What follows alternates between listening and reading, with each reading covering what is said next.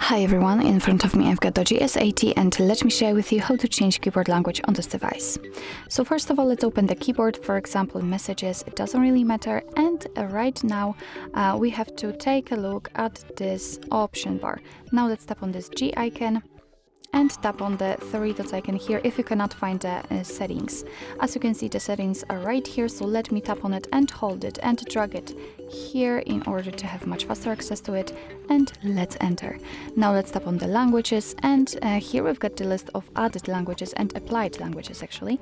Here we've got only English, so let's tap on the add keyboard option, and we've been transferred to the full list of all available languages from which we can choose. So we've got plenty of options to choose from, and all you have to do is to simply find the language you would like to set and tap on it. I will pick Arabic because this language is, let's say, graphical one, and you will actually see the difference.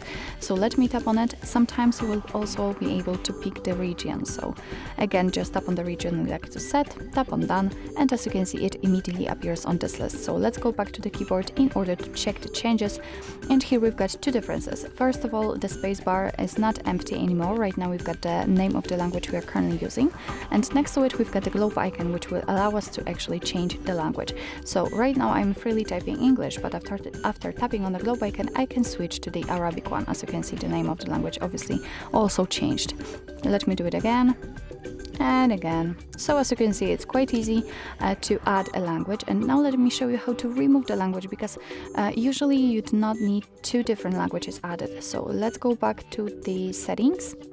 Let's tap on the languages again, and here we have to tap on this edit icon in the right upper corner.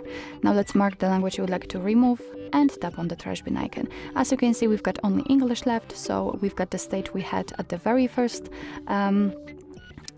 let's say at the very beginning of this operation, and after getting back you can see that that we just got back to its normal state. So the spacebar is empty and we cannot find the globe icon, so it means we cannot change the language.